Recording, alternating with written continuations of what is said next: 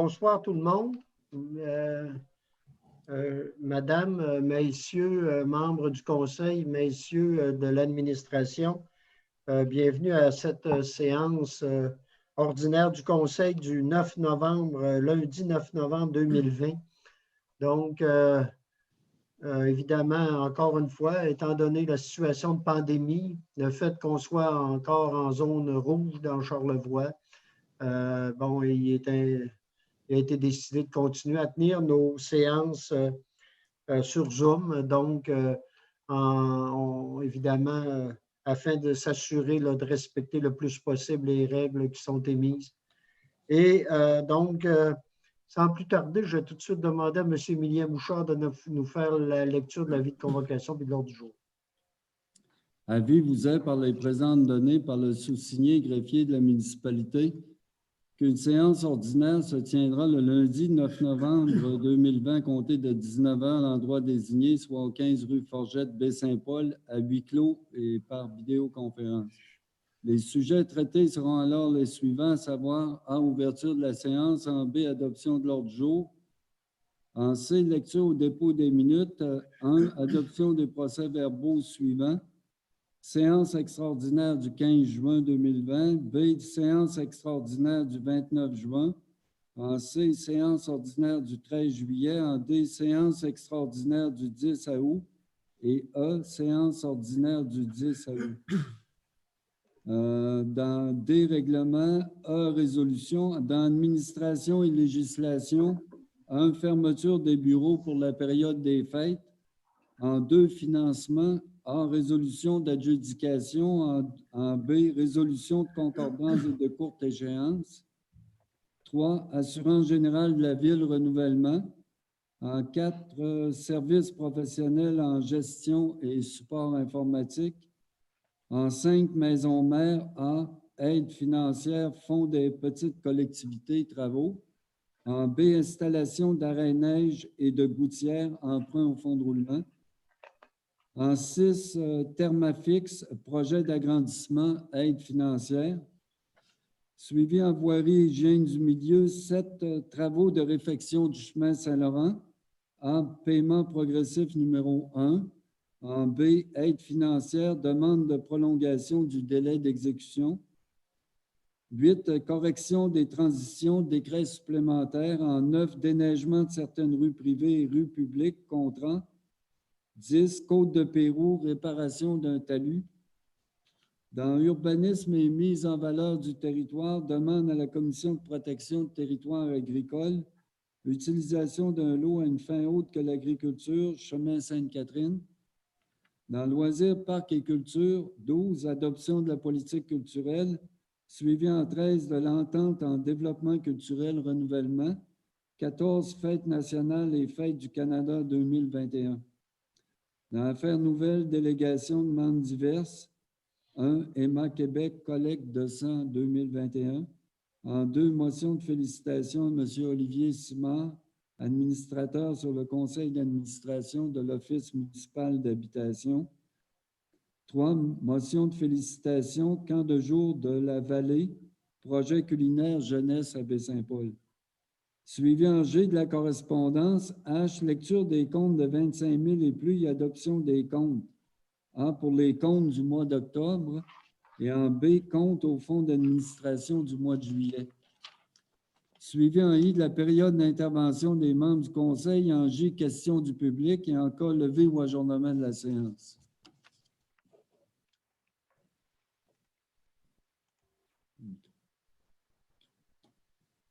Micro. Votre micro, Monsieur le maire. J'avais oublié mon micro, donc je m'en excuse. Donc, je vais prendre une proposition pour l'adoption de l'ordre du jour. Gisèle Boilly, appuyé de Michel Fizette. Donc, maintenant, en lecture au dépôt des minutes C1, on parle ici de l'adoption des procès-verbaux. Donc, en A, séance extraordinaire du 15 juin 2020. Donc, est-ce que j'ai une proposition? Je vais proposer. Bon, Luc Goudreau, appuyé de Thérèse Lamy, ça va? Oui, d'accord. Maintenant, en B, séance extraordinaire du 29 juin 2020. J'ai Gaston Duchesne qui propose, appuyé de Michael Pilote. En C, séance ordinaire du 13 juillet 2020, une proposition de Michel Fizette, appuyé de Michael Pilote. La séance extraordinaire du 10 août 2020. Là, j'ai une proposition de Ghislain Boily, appuyée de Luc Goudreau. Et maintenant, donc, la séance ordinaire du 10 août 2020. Une proposition de Luc Goudreau, appuyée de Thérèse Lamy. Ça va maintenant en D, règlement. On n'a rien. En E, résolution, donc administration, législation. La fermeture des bureaux pour la période des fêtes. Donc, la proposition, la recommandation qui nous est faite ici serait de fermer pour du 18 décembre au 3 janvier inclusivement, comme on fait à chaque année. Je pense que, ça va là-dessus. Est-ce qu'il y a une proposition? Je le propose. M. Gaston Duchesne, c'est appuyé de Michael Pilote. Et je mentionne que toutes les informations pertinentes ont été données par le directeur ce matin à l'ensemble du conseil. Oui, puis M. le maire, seulement indiquer qu'il nous restera une petite discussion à avoir avec le syndicat parce qu'on permute un congé férié, là, le congé du 4 un petit peu plus tôt pour être capable d'être en continu. Alors, OK. c'est le seul bémol à mettre là-dessus. Si, j'aurais peut-être un petit complément d'information, Oui. M. le maire. Juste de rappeler là, que même quand les bureaux de l'Hôtel de Ville sont fermés, là, les services continuent de s'offrir, que ce soit au niveau des opérations publiques, en eau, tout ça, et qu'il y a toujours des numéros d'urgence que les citoyens peuvent contacter là, en cas de besoin. Effectivement. Tout à fait, tout à fait. Tout ce qui concerne les services de base, les services essentiels, ça continue de rouler. Hein. Il va tomber de la neige, puis on va déneiger, c'est sûr. C'est beau. Il en est de même pour les services de sécurité. Tout à fait, absolument. OK. Maintenant, en 2, c'est financement. Maintenant, on est allé cet après-midi, il y avait un appel d'offres pour un refinancement. Je pense que c'est un montant de 9,9 millions, si je comprends, si je vois bien. C'est bien ça. Avec la valeur mobilière Banque Laurentienne Incorporée qui a fait la meilleure proposition, une proposition qui nous amène à des coûts réels de financement de 1,311454 %. Ça fait que c'est quand même des taux très Assez intéressant. très intéressants, effectivement. Donc, est-ce qu'il y a une proposition pour. C'est sur 5 ans, hein, on disait, ces refinancements. Oui. Donc, est-ce qu'il y a une proposition? Oui, Gaston Duchesne, c'est appuyé de Michael Pilote. Maintenant, en B, 2B, résolution de concordance et de courte échéance. Donc, comme on fait habituellement, hein, en attendant que tout ça soit prêt, il y a une résolution de courte échéance à faire, de la concordance avec l'ensemble de nos. Monsieur le maire, oui. Entre le nouveau taux de la soumission aujourd'hui et l'ancien taux, est-ce qu'on est en mesure de dégager c'est quoi l'économie? J'imagine que les taux sont beaucoup plus bas que ce qu'on payait avant. Oui, tout à fait. Je n'ai pas le taux, le dernier, mais c'est en termes de dixièmes de pourcentage. Là. OK. Parce que depuis quelques années, on a vraiment des taux compétitifs et concurrentiels. Là. Donc, est-ce qu'il y a une proposition? Gaston l'a proposé, je pense. Non, tantôt, mais pour la concordance, je n'ai pas. Je vais le proposer, M. le maire. Thérèse Lamy, c'est appuyé de Michel Fizette. Maintenant, les assurances générales de la ville. Donc, on est à la période de renouvellement à veille du budget pour 2021. Ça a été négocié. Donc, on irait avec, on parle ici, la prochaine année, c'est un montant de 283 709. Si on le compare avec l'an dernier, oui. On parle d'une hausse d'environ 10 000 $. C'est ça. C'était 274 561, donc environ effectivement 10 000 $. Donc, c'est quand même acceptable là, globalement là, par rapport à ça. Donc, est-ce qu'il y a ça inclut maison mère, hein, il faut bien l'indiquer. Donc, est-ce qu'il y a une proposition pour faire l'adjudication du contrat d'assurance? Luc Goudreau, c'est appuyé. Michel Fizette. Maintenant, service professionnel, donc en gestion et support informatique. Ça fait un petit bout de temps qu'on en parle pour en arriver là-dessus. On le sait qu'on retravaille l'ensemble de notre système par rapport à ça. Puis là, on arrive au contrat d'adjudication pour les services professionnels. M. Bouchard, je ne sais pas si vous voulez. Oui, peut-être indiquer que ça a été quand même un processus assez long, là, tu sais, où on a voulu vraiment s'assurer que les gens qu'on allait associer considéraient la desserte locale et régionale, c'est-à-dire on voulait considérer les entreprises d'ici. Fait qu'on a fait une première démarche d'appel d'intérêt où là, toutes les entreprises susceptibles de pouvoir nous offrir les services ont été conviées. Et par suite à ça, ben, on savait qu'il y avait des gens qui étaient compétents pour, bien sûr, remplir le mandat. Et on est allé en appel d'offres. En appel d'offres, on a reçu 3 proposants qui finalement nous ont pas fait des soumissions. Alors, ils ont été évalués sur la base quand même de 7 critères. Là. Le premier, c'était l'existence de la corporation. La firme a dû se présenter. Il y avait aussi comme autre critère toute la question des mandats similaires. Qu'est-ce que les gens avaient pu faire ailleurs? L'approche, la méthodologie, les outils, ça a été un critère aussi. L'équipe de travail, il y a eu une entrevue même avec les soumissionnaires. Puis, finalement, on a considéré le prix parce que maintenant, c'est une nouvelle possibilité qu'a le monde municipal, c'est-à-dire de faire des adjudications en incluant le prix.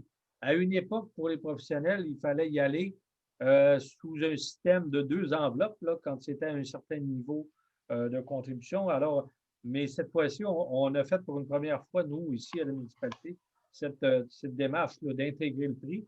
Alors, tout ça conjugué ensemble, ça a amené à choisir la firme qu'on vous recommande aujourd'hui, qui était le plus bas, à la fois le plus bas soumissionnaire, mais le plus fort en termes de pondération, parce qu'ils ont obtenu quand même le plus haut niveau de points avec 96 là, sur 100. On vous recommande la firme Référence Système pour un montant de 101 178 $. Bien sûr que ça peut fluctuer les montants parce qu'on parle de cible là, puis de nombre d'heures à assumer. Mais c'est ça. Alors, avec toute la démarche qui a été faite, qui est une démarche de plus de 2 ans, là, on arrive à ce résultat-là. Alors, on vous le recommande avec en étant confortable au niveau du comité de sélection. Okay. Effectivement, c'est une démarche qui dure depuis un bon bout de temps, comme on disait au départ. Puis, je pense qu'on arrive à un certain aboutissement. Puis, on sait combien aujourd'hui c'est important pour le fonctionnement, pour l'efficacité, hein, qu'on ait un système qui soit le plus performant possible et donc d'avoir aussi les meilleures expertises possibles avec nous. Hein. Donc, voilà, Mme Lamy propose, est-ce que je pense qu'on puisse le donner à cette firme-là, puis dans les montants qui nous sont indiqués. J'ai M. Michel Fizette aussi qui l'appuie. Ça va pour tout le monde là-dessus? Maintenant, Maison Mère, donc, il y aurait en A, aide financière, fonds des petites collectivités, travaux. Donc, en 2018, la Ville a obtenu une aide financière de 53 000 $ via le fonds des petites collectivités pour des travaux à Maison Mère. La demande a été faite par la Ville, mais vraiment pour le centre de gestion de Maison Mère. Et c'est vraiment eux qui gèrent l'ensemble de ce projet-là, qui a un lien avec toute la question de l'espace muséal. Là, hein, et donc, qui est un projet intéressant. Puis le financement du projet, il y a 35 000 $ qui est octroyé à la Ville et qui est la subvention là, qui est faite et 16 000 $ de contribution par le centre de gestion. Ce qu'on vient faire ici, c'est mandater, nous, la direction vénérable, la direction des finances, là, pour pouvoir, en fait, signer les ententes et signer les chèques également, parce qu'on est un peu la boîte aux lettres de ce projet-là, là, qui est important de réaliser, je pense, maintenant. Donc, là-dessus, est-ce qu'il y a une proposition? À moins qu'il y ait des choses à ajouter, M. Bouchard, c'est beau? Non, c'est complet, M. le maire. Comme OK. Donc, s'il y a une proposition, M. Luc Goudreau, c'est appuyé. Mme Thérèse Lamy.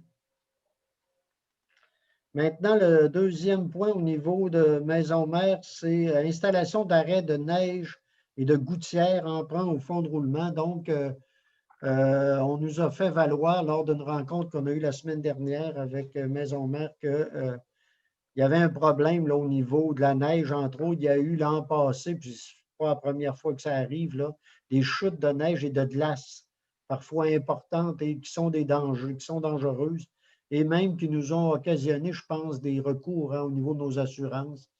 Et donc, pour nous, là, il serait important de sécuriser le secteur et donc on irait avec l'installation de protection là, pour la neige, pour empêcher là, des chutes importantes. Donc, je pense qu'au-delà de ça, mais seulement le fait de faire l'ajout de ces gardes-là, on se rend conforme à notre propre réglementation. Oui, effectivement. Oui. Donc, c'est un montant de 25 000 là, qu'on prendra au niveau de notre fonds de roulement, donc pour financer ces travaux-là. Donc, j'ai Michael Pilote, je pense, qui propose. Est-ce que c'est le cas, M. Pilote? Oui. Et Michel Fizette qui appuie. Ça va pour tout le monde là-dessus? Maintenant, en 6, Thermafix, projet d'agrandissement aide financière. On le sait, Thermafix, c'est ce qu'on appelait à une certaine époque vitrerie cover et qui, on le sait, ont dû fermer il y a quelques années, qui se sont relancés et qui, là, ont pris une certaine vitesse de croisière au niveau de leur développement. On en est très heureux. Nous, la Ville, pour ceux qui s'en souviennent, on avait participé dans une subvention dans le cadre d'un crédit de taxe sur 5 ans qui se compléterait, sauf que là, Thermafix nous arrive avec un projet d'agrandissement de l'entreprise. Ce qu'on est venu nous demander aussi, c'est que si on était intéressé là, à y aller pour une nouvelle subvention dans le cadre de l'agrandissement, et ce soir, ce qu'on va faire, c'est qu'on va le faire par le biais, encore une fois, là, au niveau d'une subvention au niveau de la taxation sur 5 ans. Selon des pourcentages, 100 il me semble, la première année, 75 la deuxième, et 50 deuxième, troisième, 50 les 2 dernières années, si je me rappelle bien. C'est bien. Donc, c'est un projet important qui vient presque doubler à superficie là, de ce qu'ont déjà Thermafix, dont on le sait, qui sont situés dans le chemin Saint-Laurent, et qui vient consolider des emplois et fort probablement créer au-delà d'une dizaine supplémentaires. Donc, c'est un projet intéressant. C'est évidemment c'est un projet au niveau industriel, de manufacture, donc c'est bien. Donc, est-ce qu'il y a une proposition pour y aller dans ce sens-là? M. Duchesne, M. Fizette appuie. Ça va pour tout le monde? Est-ce que là, j'ai des mains levées? Est-ce que c'est pour faire des commentaires? Moi, j'aurais un commentaire, si vous me le permettez. Là. M. Duchesne, allez-y. Bon, moi, je pense que c'est une preuve évidente que votre conseil est soucieux de soutenir l'économie et l'emploi dans notre municipalité. Je pense que c'est plus qu'intéressant. Les emplois créés permettront à plusieurs travailleurs, travailleuses d'occuper de bons emplois. Chaque emploi créé, il faut bien y penser, créer des emplois indirects à côté également. Puis je salue l'effort de l'entreprise de s'installer et d'agrandir en région, une région comme Charlevoix, une ville comme Baie-Saint-Paul. Et c'est un geste, je pense, louable et apprécié de l'ensemble de mes confrères et consorts. En cette période de pénurie de main-d'œuvre, recruter des employés, ce n'est pas évident. Je leur souhaite bonne chance. À noter que chaque famille ou chaque nouveau arrivant dans notre communauté est un plus. Donc, bon agrandissement à Thermafix et surtout, je vous souhaite la pérennité. Et je tiens à mentionner, vous ne l'avez pas dit, M. Fortin, que le crédit taxe est associé à la valeur de l'agrandissement uniquement. Oui. Donc, oui, voilà, effectivement, c'est le cas. Donc, je ne sais pas, là, j'avais une autre main, M. Pilote. Est-ce que c'était pour faire un commentaire supplémentaire ou quoi, là? Non, c'est correct. M. Duchesne OK. en a parlé. OK. C'est beau, donc ça va pour tout le monde. On passerait maintenant à voirie, hygiène du milieu. Donc, travaux de réfection du chemin Saint-Laurent. On irait ici sur le paiement progressif numéro 1, qui est d'un montant de 657 025 et 25 sous. Donc, c'est évidemment, tout ça est fait dans l'ordre des choses. Est-ce qu'il y a une proposition pour procéder à ce paiement-là? M. Boily, appuyé de M. Goudreau. Maintenant, j'ai en B, aide financière, demande de prolongation du délai d'exécution. Donc, vous savez, ces travaux-là, ce qu'on devait, vous savez qu'on est subventionné de façon très intéressante par le gouvernement du Québec, mais on a des délais à avoir. Mais c'est des délais très serrés et ce n'est pas évident là, pour réaliser des travaux vraiment les meilleurs travaux possibles, puis dans les règles, vraiment dans les règles de l'art. Nous, on pense là qu'il faudrait procéder, entre autres, à l'asphaltage. Ça pourrait se faire au printemps prochain. C'est ce qu'on veut demander au ministère de nous donner cette possibilité-là. Il y a déjà eu des discussions là-dessus, mais on voudrait ce soir le faire officiellement par une résolution. Et il y aura une copie conforme qui sera envoyée à la députée Mme Foster également à ce niveau-là. Hein? M. Bouchard, vous y ajoutez? Ben, en fait, oui, M. le maire, hein, il faut dire que l'heure est, l'heure est assez importante parce qu'on est à l'aube de commencer à faire un pavage parcellaire. En fait, c'est important la démarche qu'on franchit là parce que, vous le savez, tous nos gens au dossier militent pour dire qu'il est préférable de peut-être attendre au printemps prochain, mais en même temps, on n'a pas le loisir de perdre une aide substantielle. Ben non, évidemment. Nous avance. Fait on je est pense que démarche, ce qu'on disait ce matin, c'est qu'il y avait déjà des secteurs de début de gel là, qui faisaient qu'à quelque part, ça ne garantissait pas des travaux qui soient aussi performants qu'on aurait pu penser. Là. Absolument, absolument. La qualité des travaux est affectée là, par le fait qu'on est dans une période assez avancée là, au niveau des fois.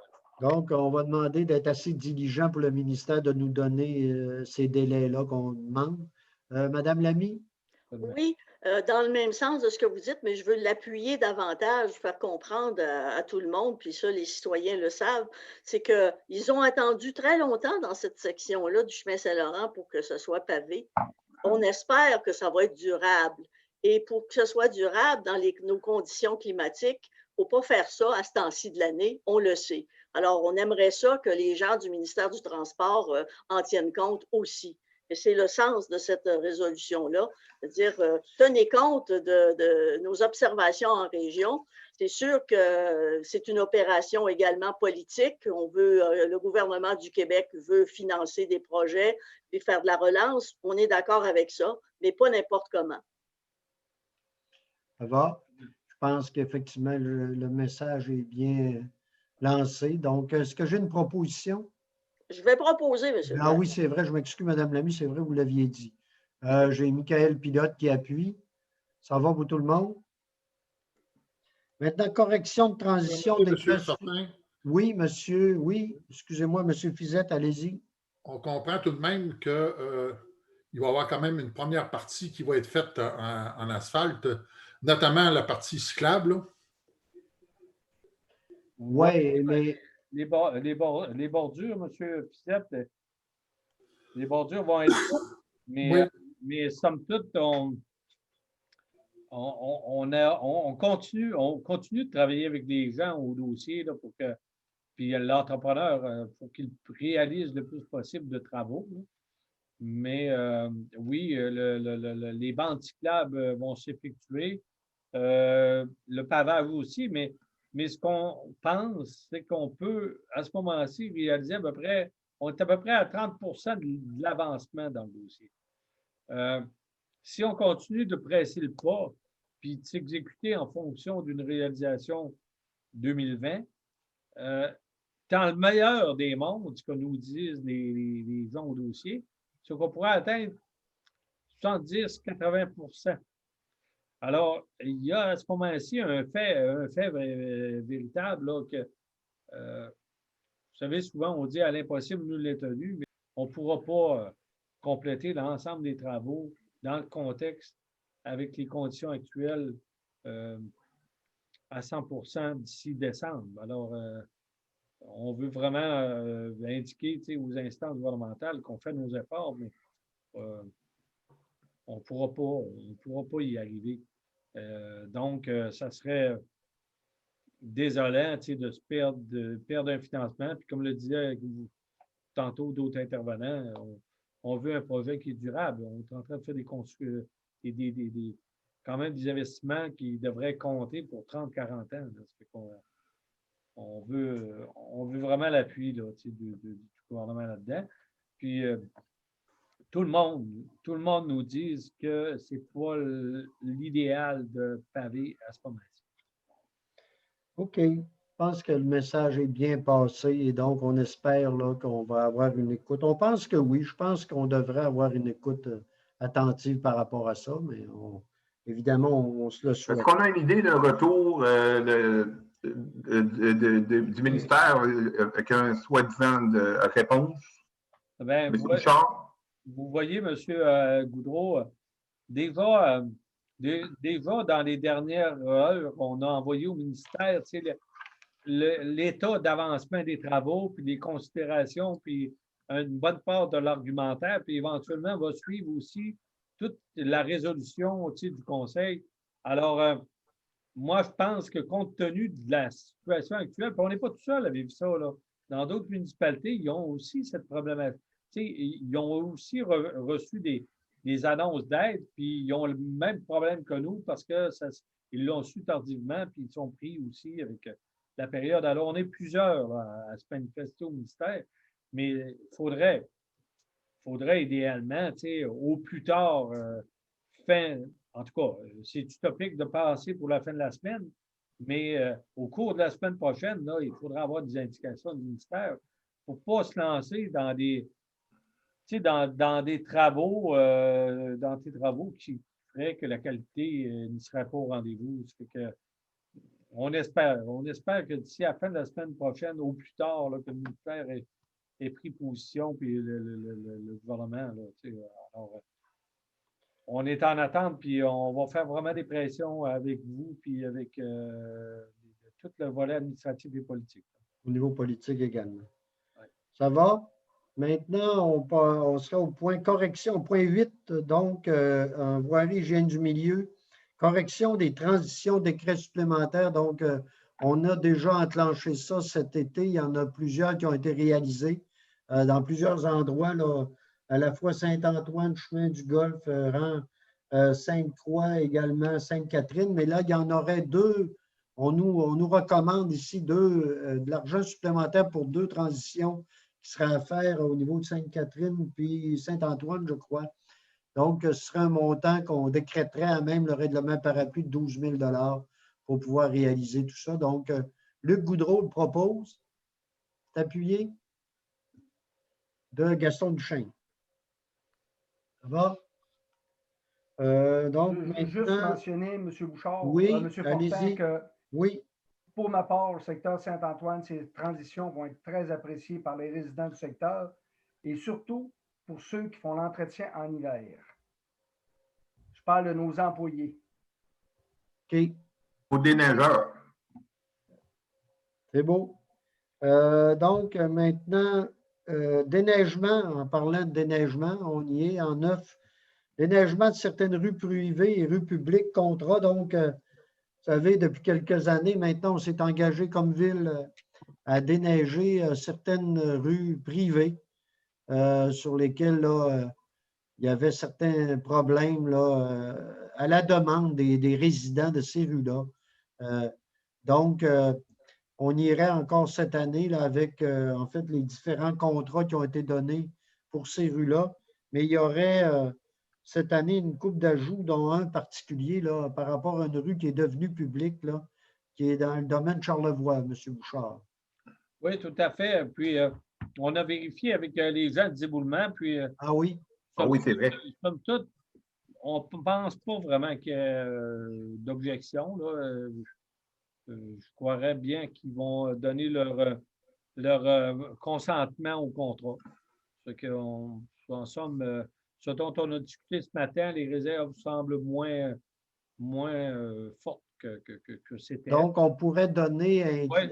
inclure là-dedans, donc de donner le déneigement de domaine Charlevoix à, je pense, entreprise, je pense que c'est M. Tremblay, Oui, c'est ça. Benoît Tremblay. Il y a une partie chez la ville qui est autour de 60 000, hein, je pense, pour nous, c'est ça? Oui. Alors, Un montant total de 80 000, dont 60 000 du côté de Baie-Saint-Paul. exactement.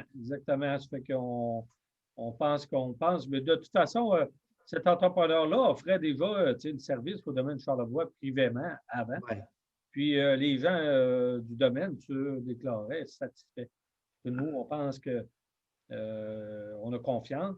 Puis voilà que nos exigences, bien sûr, ont augmenté là, au niveau de la municipalité en termes de fréquence, en termes d'épandage de sable de calcium et tout ça. Là, mais en somme, c'est ce qui explique l'écart entre ce que payait le propriétaire avant puis nous. Mais somme toute, on est confiant là, envers l'entrepreneur. Puis la soumission, vous savez, on avait trois propositions à des niveaux sans avoir beaucoup d'écart. Entre le premier et le dernier, on avait 5 000 d'écart, ce qui nous laisse croire qu'on a un prix assez juste. Donc, si on regarde ça, ça veut dire que le total de tout le déneigement, là, ce serait un montant de 113 960 et 9 sous. C'est ça. Hein, incluant le domaine Charlevoix qui est nouveau, là, qui vient s'ajouter cette année. Oui. Donc, voilà, en gros, là, le résultat. Puis ça donne une moyenne là, de 10,24 le mètre. Donc, voilà. Je vais proposer, M. le maire. Madame Thérèse Lamy propose d'appuyer de Michel Fizette. Ça va pour tout le monde? Maintenant, Côte-de-Pérou, réparation d'un talus. Donc, ça, ah non, il y a le déneigement des points d'eau aussi, c'est inclus, je pense, là-dedans, là, mais je vais juste le signaler. Pour le proposeur secondaire, on va l'inclure dans la proposition, là. Le déneigement également des points d'eau en lien avec le service, notre service incendie, hein, on le sait, c'est important, ces installations-là. C'est un montant de 2 700 $ qui est ajouté, là, donc qui est inclus là-dedans. Ça va? Maintenant, on irait avec un mandat qui serait donné pour la réparation d'un talus en lien avec un coup d'eau qu'on a eu encore hein, au printemps dernier. À l'été, hein, c'est à l'été, ça. Et donc, on est allé en soumission, puis le plus bas soumissionnaire serait Saint-Gelais. Donc, c'est ça, ce serait l'entreprise Saint-Gelais, donc un montant de 67 300 $, qui serait même un règlement parapluie, hein, le règlement parapluie, donc voilà. Et je pense qu'il y a une participation du ministère au niveau de la sécurité publique là-dessus, M. Bouchard. Hein. Oui, absolument, monsieur. Tout à fait, M. le maire. C'est que le ministère est impliqué là-dedans. On ne sait pas encore le montant, mais on pense que ça va se situer entre 30 et 50 %. OK. Monsieur le maire, une question. Oui, M. Boily, allez-y, question. Par rapport au talus, c'est dans la côte à quel niveau à peu près pour juste me faire une idée, là? C'est dans la partie en bas, ben, plus vers le haut, dans le premier palier? À ma connaissance, à ma souvenance, c'est plus dans le premier palier, mais comme je vous disais ce matin, M. Boily, je vais vous le vérifier puis je vais vous ramener l'information. Malheureusement, au moment où on se parle, je n'ai pas eu le retour.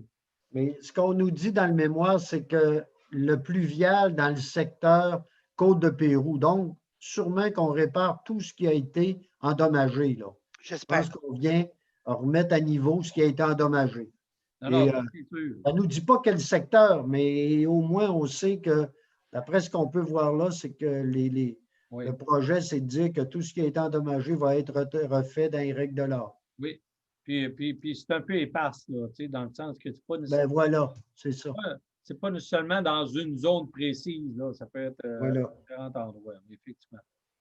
Parce que vous savez, M. le maire, que c'est par rapport aux deux rue Saint-Michel, là, le pont en bas, là, près, la résidence qui est là, qui a eu des gros dommages. Là. Ça me rappelle ce souvenir-là. Là. C'est pour ça mon appréhension, puis en même temps, je suis content que ça se fasse. Merci. OK. Mais on va le vérifier là, pour vous donner l'information là-dessus plus précise. OK. Maintenant, on ira au point 11, c'est l'urbanisme mise en valeur du territoire. On a une demande à la CPTAQ pour l'utilisation d'un lot à une fin autre que l'agriculture dans le chemin. M. Fortin, je pense que ça va Monsieur, prendre un proposeur. il n'y a pas de proposeur. Ah, je m'excuse, je n'ai pas de proposeur pour le talus. Oui, M. Duchesne. C'était pour vous être sûr que vous étiez bien éveillé. Là. Oui. Mais vous le proposez, M. Duchesne, d'appuyer. En mentionnant que ça va être Wally. une nette amélioration pour les gens du secteur. Là. Exact. Alors, ça ne peut pas être pire que c'est là pour les Ben non, des autres. ben non, évidemment. Alors, on essaie de. Je pense que l'objectif, c'est vraiment de remettre ça à niveau, là, puis de faire que ça joue son rôle. OK. Donc, on irait maintenant à demande à CPTAQ, donc la Commission de protection du territoire agricole, l'utilisation d'un lot à une fin autre que l'agriculture dans le chemin Sainte-Catherine. Donc, c'est des personnes, je crois, qui. Un peu, je vais aller voir là.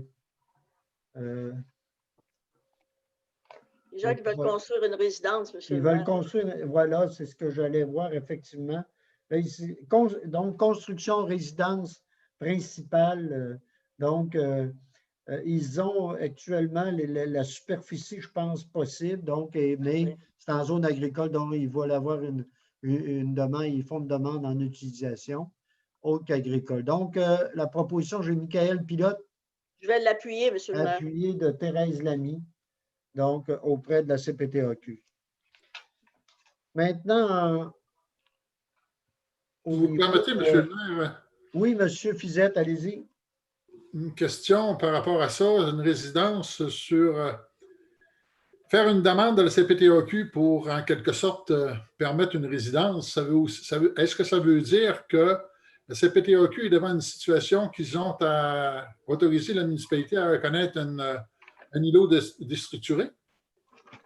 Non, parce que non, les îlots déstructurés, s'ils étaient en îlot déstructuré, oui. Ils n'auraient pas besoin de retourner à CPTAQ. C'est ce que je pense. Ça, j'ai compris ça. Mais le fait d'aller à CPTAQ, est-ce que ça veut dire que CPTAQ vont dézoner? Non, non, ils vont donner une utilisation autre de l'agriculture. Mais en fait, le même principe pour permettre de construire. C'est sans être reconnu. Oui, mais c'est parce que l'îlot déstructuré actuellement, au niveau de la MRC, on n'est pas dans une nouvelle période où on va demander des îlots déstructurés. Donc, parce qu'un îlot déstructuré, ça correspond à plusieurs terrains. Ce n'est pas fait sur un terrain, c'est fait pour un secteur particulier. Mais effectivement, ça peut avoir le même effet. La différence, c'est qu'ils sont obligés de passer par la CPTAQ, alors que quand l'îlot est reconnu, ils peuvent construire simplement en s'adressant à la ville de Baie-Saint-Paul. Ça va? Maintenant, on est en loisirs culture, donc on arrive au point 12 qui est l'adoption de la politique culturelle de la ville de Baie-Saint-Paul. Donc, après maintenant une politique culturelle qui date de 20 ans, une politique culturelle qui, je pense, a joué un rôle important à Baie-Saint-Paul et qui a eu un effet important également, mais qui demandait là, maintenant à être revu, retravaillé. Et on sait l'impact du développement culturel aussi pour notre municipalité. Et donc, en collaboration avec le réseau Les Arts et la Ville, on avait organisé en 2019 une journée avec en lien sur, entre autres, eux travaillaient sur l'agenda 21 de la culture. C'est de voir comment la culture participe du développement global d'une municipalité, autant au niveau de l'environnement, du développement économique, de l'équité sociale et évidemment de la vitalité. On sait que la vitalité culturelle est importante. Et donc, il y a au-delà de 80 personnes qui avaient participé à cette journée-là. En 75, M. le maire. En 75? 175. 175, aïe, aïe. Sur les 3 jours, oui. Oui, sur les 3 jours, ouais, effectivement, il y avait eu d'autres. Effectivement, si on calcule. Et donc, suite à ça, il y a un comité qui a été formé de 8 personnes, si je me souviens bien. Et avec Mme Lamy, moi-même, il est participé, puis les responsables de la culture au niveau de la ville de Baie-Saint-Paul. Et on en arrive donc à une proposition de politique culturelle que je ne lirai pas ici, puis tantôt, je vais laisser le soin à Mme Lamy si elle veut ajouter de pouvoir le faire. Je veux juste dire que, évidemment, au niveau de la politique culturelle, il y a une définition de la culture. On parle de la vision de la ville, de la mission, mais moi, je vais juste rapidement là, donner les principes directeurs puis les orientations qu'il y a là-dedans. Le principe 1, c'est la reconnaissance de l'identité culturelle de Baie-Saint-Paul. En 2, l'accroissement de l'apport de la culture dans le développement de Baie-Saint-Paul. Vous voyez, c'est des notions très importantes. En 3, l'affirmation du droit à la culture. Le principe 4, la reconnaissance et la valorisation du rôle des institutions et des acteurs culturels. Les orientations, l'orientation 1, c'est de concrétiser la volonté de la ville de Baie-Saint-Paul de faire de la culture le 4e pilier de son développement durable. L'orientation 2, mettre en place une gouvernance culturelle qui favorise les collaborations, les synergies, la cohésion et la mobilisation des acteurs de toute la communauté. En 3, favoriser l'accès et la participation de toutes et tous à la vie culturelle en plaçant les citoyens au cœur de l'action culturelle. Ça, c'est très important hein, que vous savez, cette orientation-là est très importante. Et la 4e, reconnaissance de la culture comme facteur déterminant du développement inclusif et équilibré du territoire. Puis finalement, en 5, renforcer le rôle de leader culturel de Baie-Saint-Paul. Ça, je pense aussi, c'est important de le rappeler. C'est très important comme document. Évidemment, on vient de l'adopter ce soir. Il va y avoir d'autres rencontres où on va faire percoler cette politique-là, on va en parler. Notre objectif, c'est d'arriver, puis il y a des objectifs aussi qui sont identifiés pour chaque orientation là-dedans. Il y aura des rencontres, donc même, on pense, avant les fêtes, notre service de la culture est en train de travailler sur des moyens de consulter des personnes, de voir un peu à commencer à préparer notre plan d'action en lien avec ça et également de commencer à voir les intérêts de certaines personnes pour faire partie d'un comité de suivi, parce qu'il y aura un comité de suivi de cette politique-là. Donc, pour nous, là, je pense que c'est un bel accomplissement qu'on a là, puis ça nous ouvre toutes de nouvelles perspectives en culture et donc, c'est très intéressant qu'on puisse arriver là, avec cette adoption-là ce soir. Madame Lamy, vous aviez levé la main, puis je me doutais que vous alliez ajouter. Ben, je vais lever la main pour plusieurs raisons, là, oui, mais bon, vous avez quand même fait l'essentiel sur le contenu de la culture. Je ne vais pas revenir là-dessus. Je vois que vous n'avez pas oublié les objectifs, fait que ça me fait plaisir, ça. Et, mais d'abord, je vais proposer que l'on adopte. Je vais me faire le proposeur de ça. Et puis, quand on aura, je peux le faire tout de suite aussi, c'est que je voulais préciser, parce que je trouve ça important, vous avez mentionné, c'est une politique qui reflète beaucoup ce que les citoyens et citoyennes nous ont dit. Hein. Alors, vous avez parlé de la clinique culturelle et le travail du groupe de travail a été beaucoup de reprendre toutes ces propositions qui ont été faites pour essayer de les intégrer dans la nouvelle politique culturelle. En ce sens, cette culture-là, cette politique-là reflète beaucoup la pensée et les désirs des gens, des citoyens et des citoyennes de Baie-Saint-Paul. Évidemment, ce n'est pas la totalité, mais c'est les gens qui ont participé. Je trouve ça important parce que c'est une politique qui n'a pas été faite en vase clos. Il y a un certain nombre de personnes qui y ont travaillé, bien sûr, mais ces personnes ont travaillé en tenant compte ce qui avait été dit et proposé lors de la clinique culturelle. Et je trouve ça très important de le signaler. Et je voulais aussi, puisque je parle de ces personnes, il y a les 175 qui ont participé à la clinique culturelle que moi, je veux saluer et remercier. Mais je veux aussi, et puis je pense que ça vaut la peine de le faire, puis je crois que ces gens-là auraient aussi droit à une motion particulière de félicitations et de remerciements de la part du Conseil de ville de Baie-Saint-Paul. Les personnes sont d'abord des fonctionnaires de la ville, Joanne Saint-Gelais, Myriam Cloutier, et il y avait aussi Annie Vaillancourt de la MRC. Oui. Toutes les autres personnes que je vais nommer sont des citoyens ou d'anciens citoyens ou citoyennes de Baie-Saint-Paul. Il y en avait au moins une qui était là au départ et qui a quitté depuis notre ville. Alors, ce sont Joanne Vigneault, Martin Ouellette, Marie-André Huard, Diane Harvey, Derek Côté, Gilles Simard, et lui, dont la contribution a été majeure parce que ça a été notre rédacteur. Et toutes ces personnes-là ont travaillé bénévolement de nombreuses heures. Et je pense que ça, il faut le saluer aussi. Et c'est aussi à cause de cela que je souhaiterais qu'on fasse une motion spéciale de remerciement à toutes ces personnes qui ont fait quand même une contribution importante à notre vie citoyenne. C'est ça qui est dans mes commentaires, tout en faisant, encore une fois, la proposition de l'adoption. L'adoption incluant la motion là, aux différents si on gens peut qui le ont, faire, qui ont travaillé plus particulièrement. Oui. Donc, voilà. Est-ce qu'il y a un secondeur? Luc Goudreau, ça va pour tout le monde là-dessus? Donc, voilà. Maintenant, en suivi, en tout cas, c'est Monsieur Fortin, si vous me le permettez. Oui, M. Duchesne.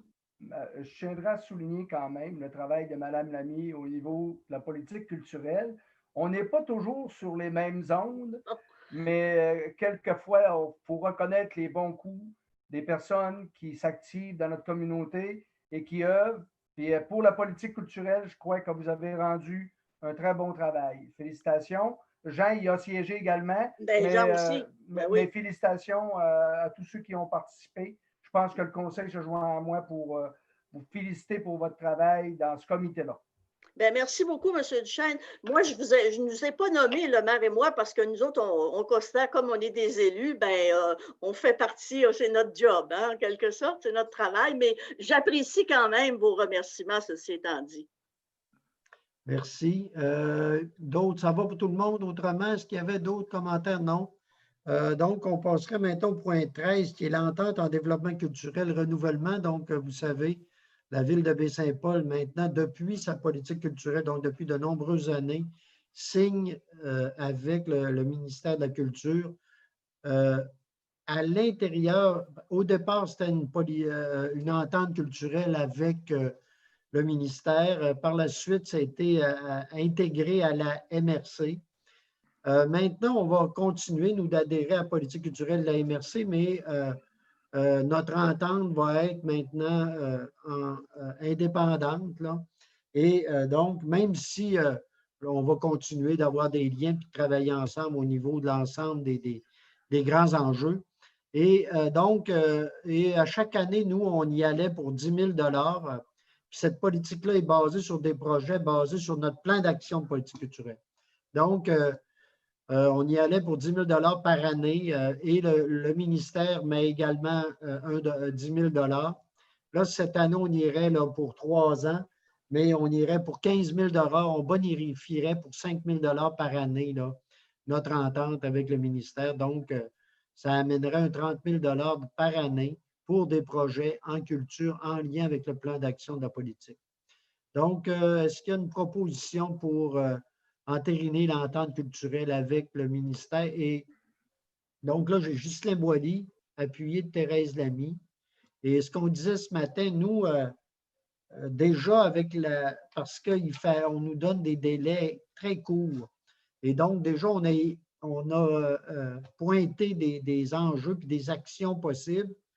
On a essayé de le faire en lien avec la future politique, sauf qu'il se pourrait, et je pense que dans la résolution, on va inclure qu'il se pourrait qu'il y ait des changements et qu'il y ait des arrimages plus pointus avec le nouveau plan d'action qui sera présenté là, en 2021.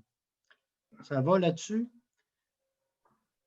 Donc, M. Bouchard, vous avez pris les proposeurs secondaires? Oui? OK. Fête nationale, Fête du Canada 2021, donc c'est pour donner les mandats à notre service de loisirs, culture, de pouvoir planifier ces événements-là. Donc, on irait là-dessus, évidemment, dans les ententes qui seront prises, s'il y a des ententes avec différents artistes, entre autres. Évidemment, il y a des conditions autour de ce que sera la situation dans quelques mois, parce qu'on ne sait pas vraiment par rapport à la pandémie ce qui en sera. Mais donc, quand même, on donnerait des mandats là, pour qu'on puisse commencer là, à planifier ces fêtes-là, puis à négocier aussi différentes ententes. Donc, est-ce qu'il y a une proposition? Michael Pilote, c'est appuyé? Appuyé de Ghislain Boilly. Ça va là-dessus? Maintenant, Emma Québec, collecte de sang 2021. Donc, Emma Québec nous a fait parvenir La cédule. La cédule. Hein? Oui, c'est ça le calendrier là, pour la tenue de collecte de sang à Baie-Saint-Paul. Donc, il y aurait, évidemment, il y en aurait qui seraient prévus à Maison-Mère, hein, comme déjà, il y en a déjà eu. Donc, il y en aurait 4 à Maison-Mère, donc le 12 janvier, le 9 mars, 2 à l'Aréna le 18 mai, 19 juillet, et finalement 2 autres l'automne prochain là, à Maison-Mère. On nous demande de confirmer les dates pour les visites d'Emma Québec. Nous, on va confirmer, évidemment, encore là, on va confirmer, mais la situation peut évoluer aussi selon toute la question de la pandémie actuelle. Mais pour l'instant, on irait à confirmer les dates qui sont là. Donc, est-ce que j'ai Michael Pilote qui le propose? Est-ce que c'est appuyé?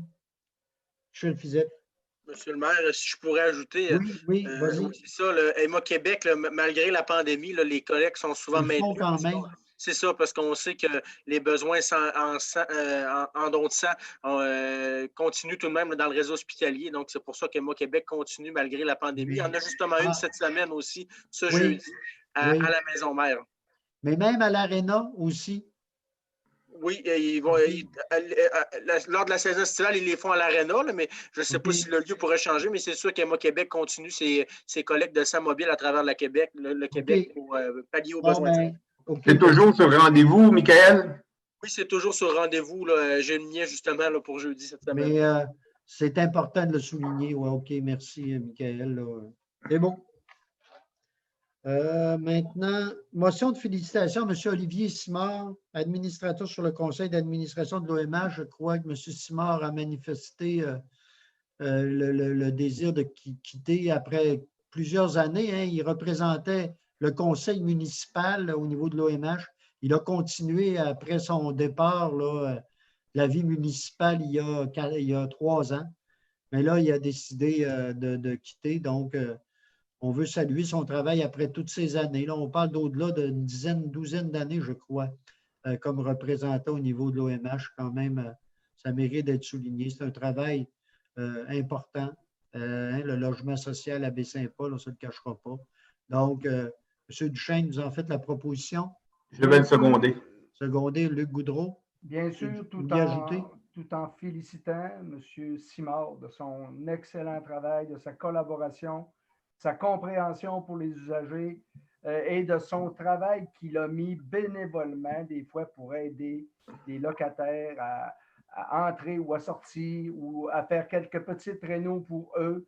C'est pas oublié et je finirai en soulignant qu'on cherche quelqu'un pour le remplacer, entre autres, un candidat masculin, parce que je suis maintenant devenu le seul membre au CA qui représente la ville, qui siège sur le conseil d'administration. Donc, on est à trouver un successeur Message bien reçu. La parité va dans les deux sens. Oui. Que la force soit avec vous, M. Duchesne. Écoutez, donc, ça va là-dessus. Donc, voilà, ben, bravo à Olivier, là, qu'on salue. Hein, s'il nous écoute, là, ben, il va peut-être nous écouter pas là, mais il va peut-être nous écouter un peu plus tard. On le salue, évidemment. Quelqu'un qui a été conseiller avec nous là, pendant quelques années, qui a fait un bon travail. Maintenant, motion de félicitations au camp de jour de la Vallée pour un projet culinaire jeunesse à Baie-Saint-Paul. Je sais que M. Pilote en avait déjà parlé une fois, mais on a vu là, certaines. On en a parlé cette semaine et pour nous, là, comme conseil, il était important de souligner le travail. C'est quand même un travail qui n'est pas toujours facile, mais de souligner des belles réalisations auprès des jeunes et par des jeunes aussi, auprès des jeunes et à travers des fois des conditions qui ne sont pas toujours évidentes. Puis c'est un travail de milieu. Hein. On voyait les partenaires qui sont allés chercher. Ils ont impliqué plein de gens là-dedans. Puis autour de l'alimentation, d'une saine alimentation. Donc, c'est intéressant. Puis ça mérite, je pense, qu'on puisse souligner le travail des responsables puis de l'ensemble de ceux qui ont participé à cette belle activité-là. Donc, je pense, M. Pilote, vous vouliez le proposer. Oui, je vais le proposer et c'est ça, là, comme j'avais déjà mentionné, là, très intéressant de développer là, des cours de cuisine là, en encourageant les producteurs locaux et aussi là, en invitant des chefs comme le chef Frénier et d'autres également aussi. Là. Fait qu'il y a un beau bravo à l'équipe du terrain de jeu parce que c'est innovateur et d'avoir un prix comme ça, là, ça vient nous reconnaître et nous démontrer aussi que le terrain de jeu de Baie-Saint-Paul est capable de faire des bons coups aussi là, avec les autres camps là, de Charlevoix. Ça va. Est-ce qu'il y a un appui pour cette motion? Oui, M. Boily, Ghislain Boily. Maintenant, correspondance. Donc, les membres du conseil en ont eu copie. Ils ont pu, cet avant-midi, poser des questions. C'est un dépôt, mais je ne sais pas s'il y a d'autres commentaires. Ça va, pas de questions particulières. On irait maintenant au niveau des comptes. Là, on a une particularité. On va voir les comptes du mois d'octobre et tantôt, il y a certains comptes. Il y avait une partie des comptes de juillet, donc on nous a fait valoir qui n'avaient pas été, pour toutes sortes de raisons, qui n'avaient pas pu être adoptés. Donc, on les adopterait tout à l'heure en B. Donc, en A, les comptes du mois d'octobre, M. Bouchard. Oui, alors, pour ce qui concerne les mois d'octobre, on a un premier dans les 25 000 et plus, un paiement à Groupe Ultima. On en a parlé tantôt, les assurances, pour un montant de 284 534 $. On a aussi à Sel Warwick pour du sel à glace, en fait, un déboursé de 25 982 $ et 4 sous. Fait que quand on les additionne aux 25 000 $ et moins, ça totalisait 588 282 $ et 96 sous. Pour le fonds d'investissement, maintenant, on a un déboursé à construction rénovation à Bouchard. C'est dans le cadre de la réfection de nos 3 ponts. Hein? On avait 3 ponts pour lesquels il fallait remplacer le tablier. Alors, on a un paiement de 25 122 $ et 56 sous. On se rappellera qu'on avait choisi d'y aller en mode un peu régie. Construction MP pour les travaux qui ont eu cours pour la terrasse Larémie. Un paiement de 66 006 $ et 66 sous. Et finalement, à Unibec, et en lien avec la centrale d'énergie à la biomasse, un paiement de 185 781 $ et 44 sous. Alors, quand on additionne ces montants-là aux autres de 25 000 et moins, on totalisait pour le fonds d'investissement un déboursé de 343 635 $ et 66 sous. Comme vous le disiez tantôt, il y a aussi des comptes pour le mois de juillet là, où on avait omis autour de 45 transactions, mais toutes dans les 25 000 et moins, donc et ça consistait en de petits montants qui totalisaient 40 601 $ et 27 sous. Alors, on avait en juillet autorisé 241 241,95 $, alors que, somme toute, le total pour cette période en référence était de 281 843,22 $. Voilà, M. le maire, pour les comptes. OK, merci. D'ailleurs, ce qu'il faut souligner, c'est que chacun des membres du conseil a eu copie de l'ensemble de ces comptes-là, a pu poser des questions également là-dessus. Moi, ce que je ferais, là, je suggère de prendre une proposition pour A. Je vais prendre une proposition pour les comptes d'octobre, là. S'il vous plaît, appuyez. Donc, Gaston Duchesne, appuyé de Ghislain Boily. Et pour B, pour juillet, Luc Goudreau, appuyé de Thérèse Lamy. Ça va là-dessus pour tout le monde? Donc, on irait maintenant avec les périodes d'intervention des membres du conseil. Est-ce qu'il y a quelqu'un à ce stade-ci? Oui, M. Pilote. Oui, donc deux petits messages. Le premier, donc, pour féliciter là, Mme Catherine Rose Laforêt, qui va intégrer le service des travaux publics. Donc, c'est la première fois qu'on a une femme qui intègre notre service des travaux publics. Donc, cette dame-là là, détient quand même 2 diplômes d'études professionnelles, soit en transport par camion et en conduite d'engin de chantier. Donc, un beau bienvenue dans l'organisation. On sait des fois que ce n'est pas toujours des métiers là, traditionnellement féminins. Donc, pour une fois qu'on réussit là, à entrer là, des dames dans l'organisation, dans ces fonctions-là, je crois que Mme Lamy doit se réjouir aussi de voir des femmes qui brisent le plafond de verre dans ce secteur-là. De deux aussi, là, je voulais souligner mon support envers la communauté là, des petites franciscaines de Marie qui sont quand même là, durement touchées là, par la pandémie de la COVID-19. On sait là, que la supérieure générale, Mme Lamontagne, là, mentionnait dans les médias dernièrement là, que, je ne sais plus si mes chiffres sont les bons, mais on parlait de 17 religieuses là, de la communauté qui étaient atteintes, là, dont 2 décès. Donc, quand même, là, on sait que la vague au niveau des bâtisseurs à Baie-Saint-Paul là, sont durement touchés, mais que la communauté là, également.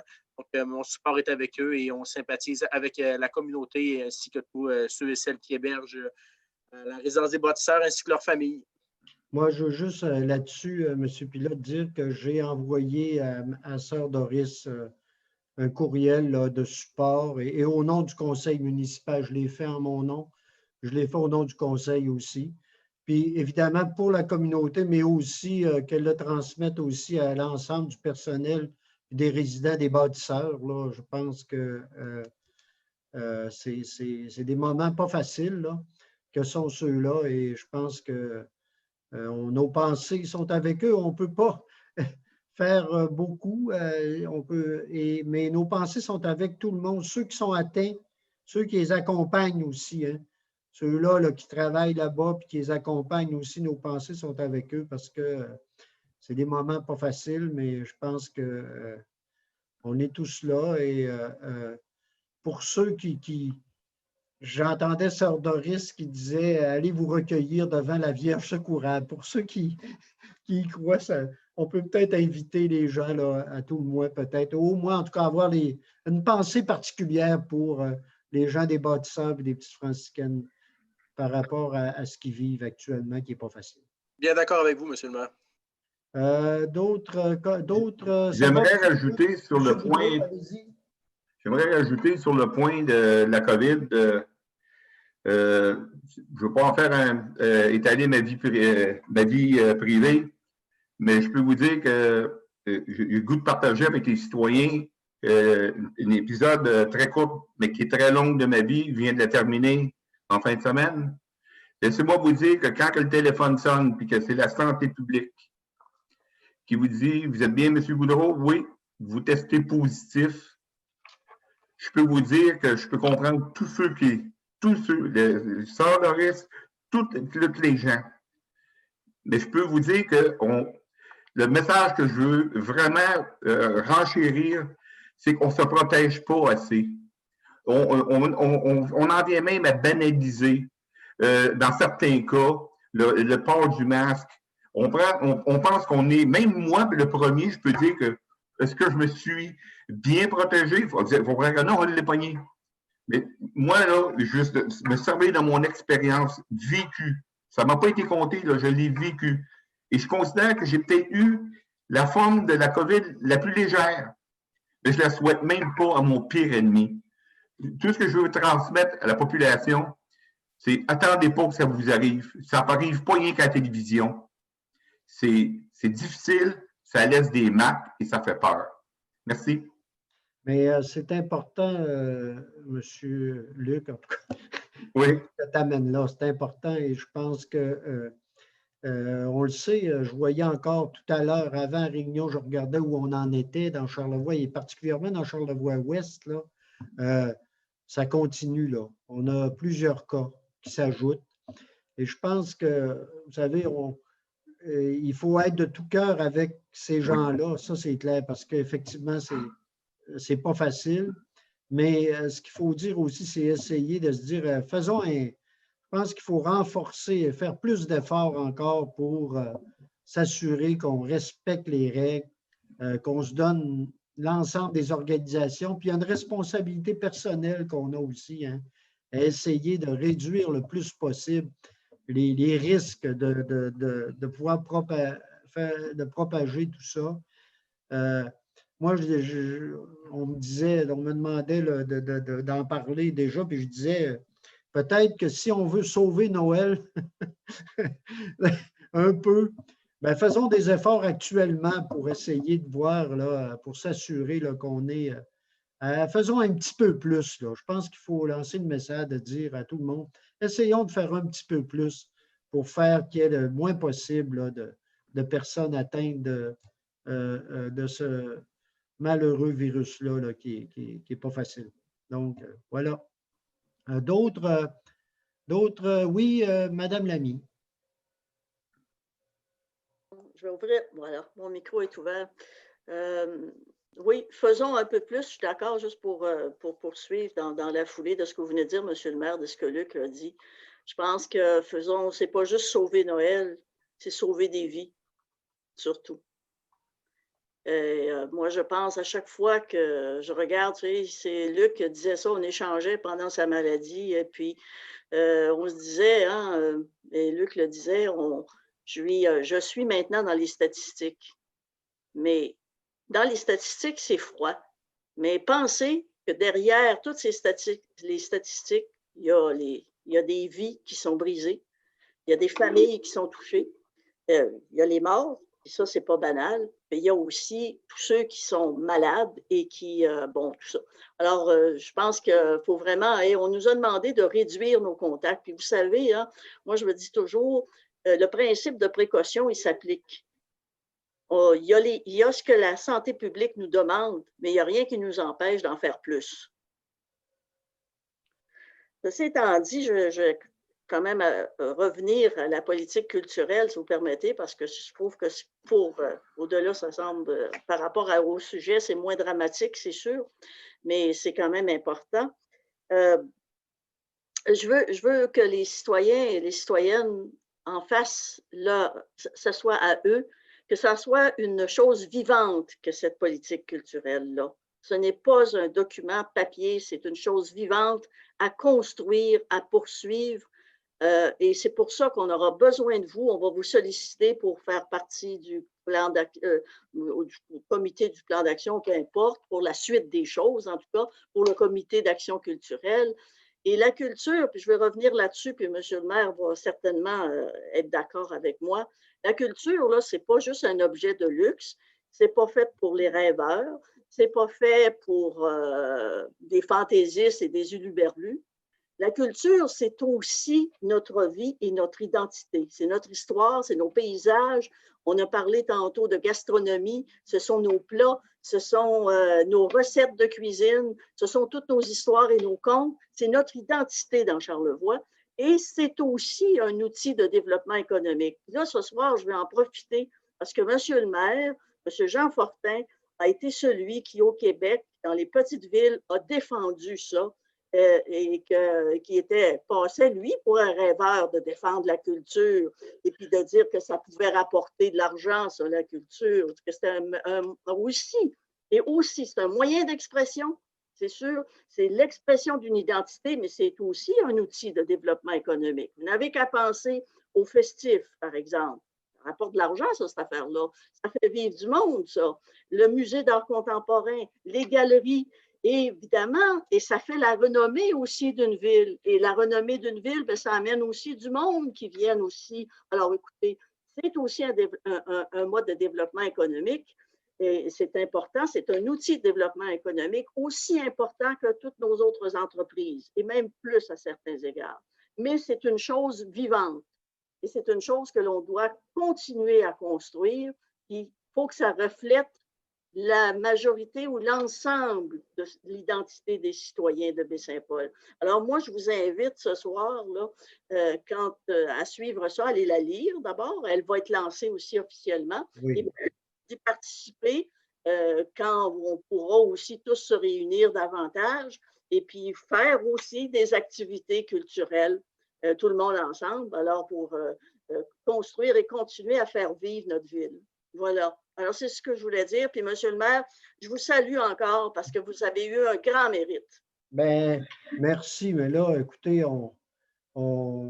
c'est parce qu'il y a des choses auxquelles on croit, puis on ne voit pas ça comme étant une mission particulière. Ça fait partie de notre vie. Mais des fois, j'ai une boutade, parler de développement économique, des fois, j'ai une boutade là-dessus. Moi, quand j'étais plus jeune, mon père disait souvent, c'est bien beau, Baie-Saint-Paul, mais ça ne fait pas vivre. Et moi, je dis maintenant, si mon père revenait, il dirait, ouais, bien finalement, la beauté, ça peut aider à faire vivre. Tu sais, la mise en valeur des paysages, entre autres, puis on le sait, nos paysages ils ont été mis en valeur par des artistes aussi. Hein. Ils ont été reconnus grâce à ça et ils ont un impact. Il y a des gens qui viennent ici pour admirer ça.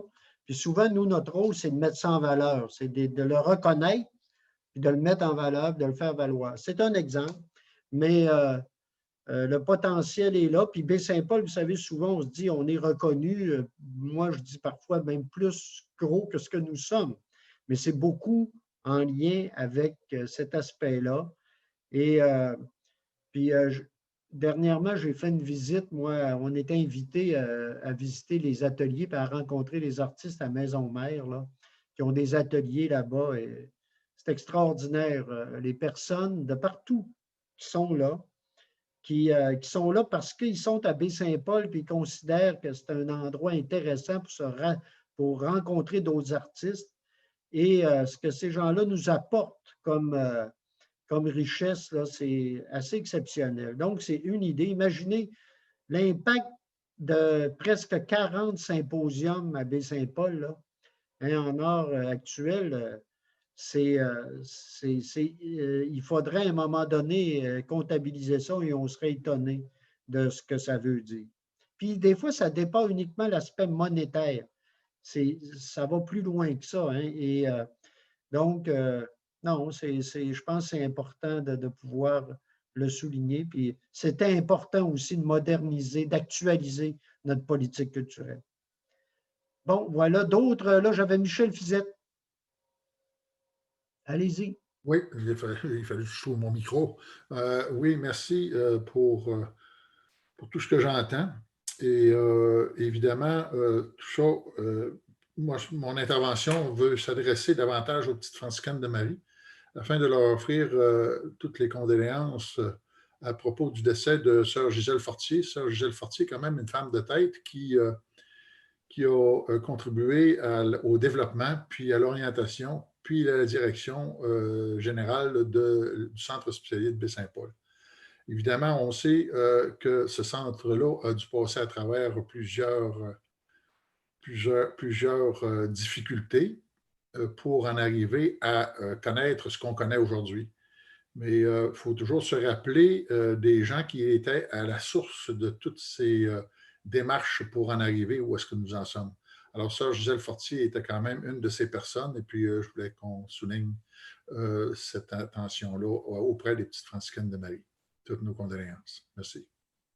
Et là, je m'excuse, j'en rajoute peut-être un peu ce soir, mais sur la question de sœur Gisèle Fortier, je partage entièrement ce que vous venez d'amener, M. Fizette. Moi, je l'ai rencontré quelques fois. Elle est venue me voir ici à mon bureau, moi, pour me parler de la place des petites franciscaines. Vous savez, les petites franciscaines, c'est pas facile, là. Puis ça n'a pas été facile les dernières années parce que vous savez qu'elles ont été, il y a eu des poursuites par ce qu'on appelle les enfants du Plessis, il ne faut pas se le cacher. Et ça n'a pas toujours été facile, tout ça. Mais sœur Gisèle, vous savez, c'est une pionnière et quelqu'un qui était une sommité au niveau de la désinstitutionnalisation et au niveau des personnes. Elle était conseillère au gouvernement du Québec au niveau des personnes qui vivent avec un handicap intellectuel et avec en lien avec les désinstitutionnalisations. Donc, c'est important de le souligner. C'était quelqu'un d'assez exceptionnel et moi, je partage vos commentaires, M. Fizette, par rapport à sœur Gisèle Fortier. Oui, d'autres? J'ajouterais, M. Fortin, oui, allez-y. Puisque vous parlez de désinstitutionnalisation, pardon, on sait que le principe de normalisation qui est défendu par Wolfensberger, qui est un Allemand anglais, un Anglais d'origine allemande, où tout ça a été importé chez nous au Québec par André Blanchette, le docteur André Blanchette, et plusieurs directeurs généraux se sont impliqués au niveau de cette importation, puis aussi faire en sorte de modifier l'approche d'intervention auprès des personnes handicapées, handicapées intellectuelles comme physiques. Alors donc, Madame Fortier, sœur Gisèle était active à ce niveau-là également. C'est sûr que, regarde, c'est une personne significative dans le milieu, il ne faut pas s'en cacher. Là. Et c'est sûr aussi que si on se rappelle, quand vous faites allusion aux enfants de Duplessis, les enfants du Duplessis, finalement, c'est une appellation qui est donnée à un programme politique dans le temps du Duplessis. Mais il faut se rappeler que les premiers enfants à la qui ont vécu à la communauté des Petites Franciscaines de Marie sont des enfants qui ont été abandonnés à leur porte. Là. Ça a commencé principalement de même. Là. Et puis, ils les ont accueillis, puis ils ont organisé, puis etc. Alors donc, moi, ce que j'en dis, c'est que toute la dimension des enfants du Plessis, il ne faut pas voir que du négatif là-dedans. Là. Mais ça reste que ce n'est pas à moi de les défendre de ce niveau-là. Voilà. Donc, d'autres interventions à ce stade-ci, ça va? Sinon, écoutez, je vais vous remercier de votre participation ce soir. On serait à question du public. Monsieur Bouchard. Ah, Monsieur Bouchard, avions-nous des questions du public? Je pense qu'il faudrait souligner sur cette question-là qu'on est revenu en Zoom, peut-être pour un bon bout de temps encore, et inviter les gens qui auraient des questions particulières à nous soumettre, de nous les faire parvenir au greffe ici à l'Hôtel de Ville. Donc, qui seront, on va vous, lors de nos séances, là, on pourra y répondre. Ça nous fera plaisir là, de répondre à vos questions ou même certains commentaires, mais particulièrement des questions. Il y a encore une période de questions du public. Pour la levée de l'Assemblée, Madame Lamy, c'est ce que je comprends? Oui, exactement. De Luc Goudreau. Ça va? Bien, merci beaucoup à tout le monde et bonne fin de soirée.